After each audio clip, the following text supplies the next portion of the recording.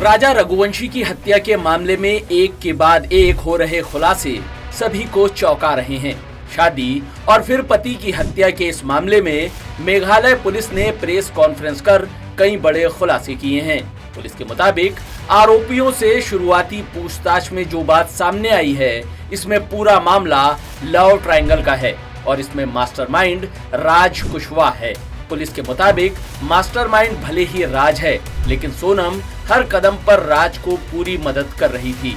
Police ने बताया है कि सोनम ने कबूल किया है कि परिवार के दबाव में उसकी शादी हुई थी।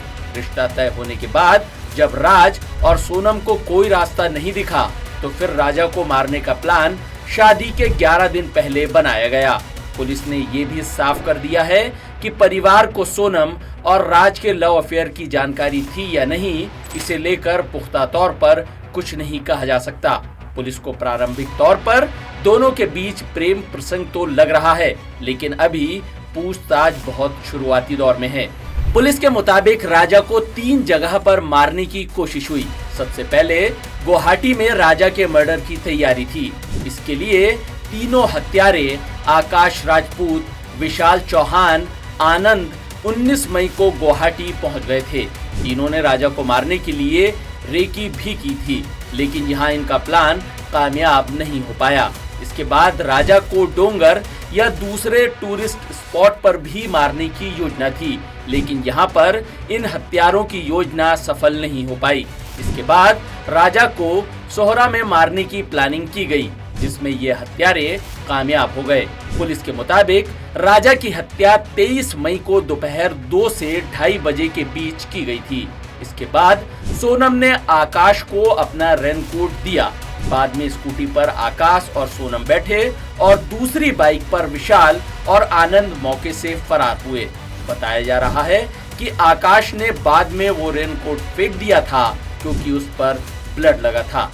इसके बाद विशाल ने राज का दिया हुआ बुर्का सोनम को दिया। इसे पहनकर सोनम गुवाहाटी तक टैक्सी से गई।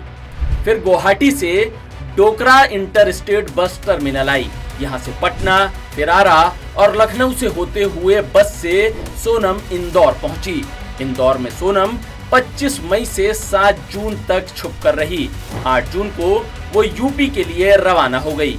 पुलिस के मुताबिक यहीं पर इन हत्यारों की प्लानिंग फेल हो गई, क्योंकि प्लान के मुताबिक सोनम को कुछ दिन और छिपकर रहना था।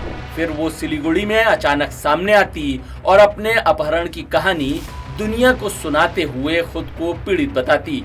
लेकिन इससे पहले ही पुलिस के हाथ बहुत से सबूत लग गए थे, जो ये इशारा कर रहे थे कि इसमें सोनम की भी मिलीभगत है। इसके बाद पुलिस ने आरोपियों की गिरफ्तारी के लिए 2 टीमें यूपी और एमपी के लिए रवाना की। इस मामले में जैसे ही पहली गिरफ्तारी हुई, तो राज ने सोनम को फोन कर कहा कि जहां हो पुलिस के सामने आ जाओ और अपने किडनैप होने की कहानी बताओ। इसके बाद सोनम सामने आई और खुद को किडनैप बताया। इंदौर से 10 सूत्र के लिए विशेष संवाददाता संजय गुप्ता की रिपोर्ट। लेटेस्ट, इन्वेस्टिगेटिव और इन डेप्थ खबरें देखने के लिए ज्वाइन कीजिए 10 सूत्र का व्हाट्सएप चैनल, सब्सक्राइब कीजिए यूट्यूब चैनल, लाइक कीजिए फेसबुक पेज और पढ़ते रहिए वेबसाइट www.dasudr.com।